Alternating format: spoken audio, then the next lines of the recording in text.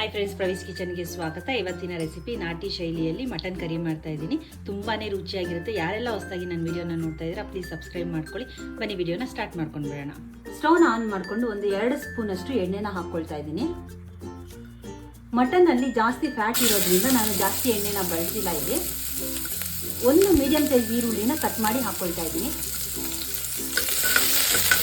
ಈರುಳ್ಳಿ ಚೆನ್ನಾಗಿ ಫ್ರೈ ಆಗಿದೆ. ಇವಾಗ ನಾನು 1 kg ಅಷ್ಟು ಮಟನ್ ತೊಗೊಂಡಿದ್ದೆ, ಅದನ್ನು ಹಾಕ್ಕೊಳ್ತಾ ಇದ್ದೀನಿ. ಚೆನ್ನಾಗಿ ಒಂದು 2 ಸಲ ತೊಳೆದು ಹಾಕೋಬೇಕು.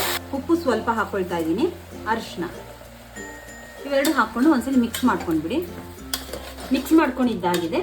ಮಟನ್ನಲ್ಲಿ ನೀರು ಬಿಡುತ್ತೆ, ಆ ನೀರೆಲ್ಲ ಡ್ರೈ ಆಗಬೇಕು. ಅಲ್ಲಿ ತನಕ ನಾನು ಸ್ವಲ್ಪ ಲಿಡ್ನ ಕ್ಲೋಸ್ ಮಾಡ್ಕೊಳ್ತಾ ಇದ್ದೀನಿ.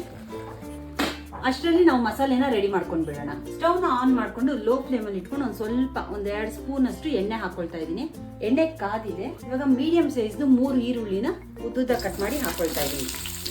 ಈರುಳ್ಳಿ ಚೆನ್ನಾಗಿ ಫ್ರೈ ಆಗಬೇಕು. ಈರುಳ್ಳಿ ಫ್ರೈ ಆಗಿದೆ. ಇವಾಗ 2 ಗಡ್ಡೆ ಬೆಳ್ಳುಳ್ಳಿನ ಸಿಪ್ಪೆ ಸುಲಿದು ಹಾಕೊಳ್ತಾ ಇದ್ದೀನಿ. ಒಂದು 3 ಇಂಚಷ್ಟು ಶುಂಠಿ, ಒಂದು 4 ಲವಂಗ ಮತ್ತು ಒಂದು ಸ್ವಲ್ಪ ಚಕ್ಕೆ ಹಾಕೊಳ್ತಾ ಇದ್ದೀನಿ. ಸ್ವಲ್ಪ ಗಸಗಸೆ, ಒಂದು 8 ಒಣಮೆಣಸಿನ್ಕಾಯಿ ಹಾಕೊಳ್ತಾ ಇದ್ದೀನಿ ಖಾರಕ್ಕೆ. 1.5 ಸ್ಪೂನ್ ಅಷ್ಟು ನಾನು ಧನಿಯಾ ಹಾಕೊಳ್ತಾ ಇದ್ದೀನಿ. ಇಷ್ಟು ಹಾಕ್ಕೊಂಡು ಉರಿಬೇಕು ಚೆನ್ನಾಗಿ ಎಣ್ಣೆನಲ್ಲಿ. ಲೋ ಫ್ಲೇಮಲ್ಲಿ ಇಟ್ಕೊಂಡೇ ಉರಿಬೇಕು, ಇಲ್ಲ ಅಂದರೆ ಸೀದೋಗುತ್ತೆ. ಇವಾಗ ಇದಕ್ಕೆ ಒಂದು ಅರ್ಧ ಸ್ಪೂನ್ ಅಷ್ಟು ಸೋಂಪು ಹಾಕ್ಕೊಳ್ತಾ ಇದ್ದೀನಿ. ಹುರಿದಿದ್ದಾಗಿದೆ. ಈಗ ಸ್ಟವ್ನ ಆಫ್ ಮಾಡ್ಕೊಳ್ತಾ ಇದ್ದೀನಿ. ಒಂದು ಸ್ವಲ್ಪ ಕೊತ್ತಂಬರಿ ಹಾಕ್ಕೊಳ್ತಾ ಇದ್ದೀನಿ. ಮೀಡಿಯಂ ಸೈಜ್ 2 ಟೊಮೆಟೊನ ಹಾಕ್ಕೊಳ್ತಾ ಇದ್ದೀನಿ. ಒಂದು 3/4 ಕಪ್ನಷ್ಟು ತೆಂಗಿನಕಾಯಿನ ತುರಿದು ಹಾಕ್ಕೊಳ್ತಾ ಇದ್ದೀನಿ. ಒಂದ್ಸಲಿ ಮಿಕ್ಸ್ ಮಾಡ್ಕೊಂಡು ಬಿಡೋಣ. ಇದೆಲ್ಲ ತಣ್ಣಗಾದ್ಮೇಲೆ ಮಿಕ್ಸಿ ಜಾರ್ಗೆ ಹಾಕ್ಕೊಂಡು ರುಬ್ಕೊಳ್ತೀನಿ. ನೋಡಿ, ಇದರಲ್ಲಿ ಇರೋಂಥ ನೀರೆಲ್ಲ ಡ್ರೈ ಆಗಿ ಸುತ್ತು ಎಣ್ಣೆ ಬಿಟ್ಟಿದೆ. ಇವಾಗ ಇದಕ್ಕೆ ಒಂಚೂರು ಪುದೀನ ಹಾಕ್ಕೊಳ್ತಾ ಇದ್ದೀನಿ. 1 ಸ್ಪೂನು ಖಾರದ ಪುಡಿ ಹಾಕ್ಕೊಳ್ತಾ ಇದ್ದೀನಿ.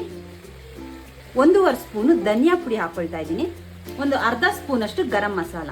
ಇದಿಷ್ಟು ಹಾಕ್ಕೊಂಡು ಮತ್ತೆ ಎಣ್ಣೆನಲ್ಲಿ ನಾವು ಉರಿಬೇಕು. ಸ್ಟವ್ನ ಒಂದು 2 ನಿಮಿಷ ಮೀಡಿಯಂ ಫ್ಲೇಮಲ್ಲಿ ಇಟ್ಕೊಂಡು ಲಿಡ್ನ ಕ್ಲೋಸ್ ಮಾಡ್ಕೊಳ್ತಾ ಇದ್ದೀನಿ. ಆ ಮಸಾಲೆ ಹಾಕಿದೀವಲ್ಲ ಅದೆಲ್ಲ ಹಸಿ ವಾಸನೆ ಹೋಗ್ಬೇಕು. ಒಂದು 2 ನಿಮಿಷ ಆಗಿದೆ. ಈಗ ನಾನು ರುಬ್ಕೊಂಡಿದ್ನಲ್ಲ ಮಸಾಲೆ, ಅದನ್ನ ಹಾಕ್ಕೊಳ್ತಾ ಇದ್ದೀನಿ. ಮತ್ತೆ ಮಿಕ್ಸಿ ಜಾರಲ್ಲಿ ಎಕ್ಸ್ಟ್ರಾ ಮಸಾಲೆ ಇರುತ್ತಲ್ಲ, ಅದಕ್ಕೆ ಸ್ವಲ್ಪ ನೀರು ಹಾಕಿ ತಗೊಂಡಿದ್ದೀನಿ, ಅದನ್ನ ನಾನು ಹಾಕ್ಕೊಳ್ತಾ ಇದ್ದೀನಿ. ಒಂದ್ಸಲಿ ಮಿಕ್ಸ್ ಮಾಡ್ಕೊಂಡ್ಬಿಡಿ.